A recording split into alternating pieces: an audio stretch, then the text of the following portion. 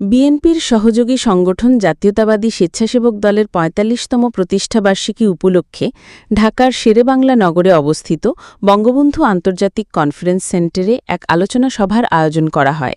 এই সভায় বিএনপির ভারপ্রাপ্ত চেয়ারম্যান তারেক রহমান লন্ডন থেকে ভার্চুয়ালি যোগ দেন।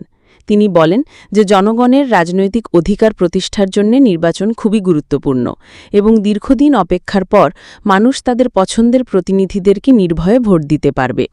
তিনি আরও সতর্ক করে বলেন, ফ্যাসিবাদ বিরোধী দলগুলোর মধ্যে অনৈক্য থাকলে একজন ক্ষমতাচ্যুত স্বৈরশাসকের ফিরে আসার সুযোগ তৈরি হতে পারে। তিনি উল্লেখ করেন যে সম্প্রতি কিছু রাজনৈতিক দলের মন্তব্য জনগণের মধ্যে গণতন্ত্র নিয়ে প্রশ্ন তুলেছে।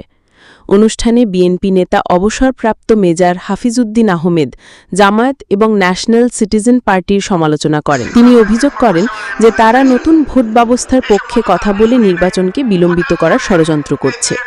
এর আগে স্বেচ্ছাসেবক দলের নেতাকর্মীরা বিএনপির প্রতিষ্ঠাতা জিয়াউর রহমানের সমাধিতে ফুল দিয়ে শ্রদ্ধা জানান।